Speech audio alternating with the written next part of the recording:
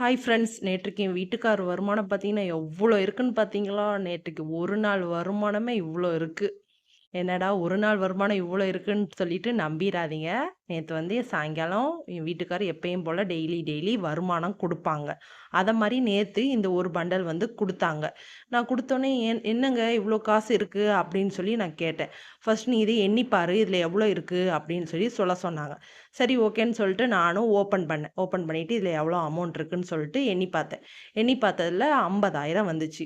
"ஏங்க 50,000 இருக்குங்க" அப்படின்னு சொல்லி நான் சொன்னேனா, அதுக்கு என் ஹஸ்பண்ட் சொன்னாங்க, "ஆமா 50,000 தான்" அப்படின்னாங்க. "50,000 எதுக்குங்க?" அப்படின்னு சொல்லி நான் கேட்டேன். "நான் வந்து என் ஓனர்ட்ட வந்து கடன் கேட்டிருந்தேன்.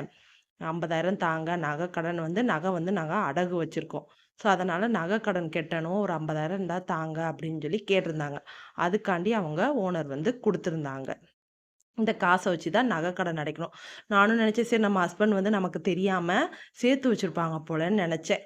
இல்ல, ஆனா அவங்க ஓனர் குடுத்தாங்க. சரி இருந்தாலும் பரவால்ல. ஒரு கெட்டதுலயும் ஒரு நல்லது. வட்டி இல்லாத கடனா போச்சுன்னு சொல்லிட்டு, இன்னும் இந்த நகைக்கு பார்த்தீங்கன்னா, ரூ. 1,86,500 கட்டணும். சொன்ன 50,000 போயிட்டு டெபாசிட் பண்ணிட்டு வரணும். நம்ம சேனல பிடிச்சிருந்தா சப்ஸ்கிரைப் பண்ணி வச்சுக்கோங்க. இந்த வீடியோக்கு ஒரு லைக் போட்டுருங்க.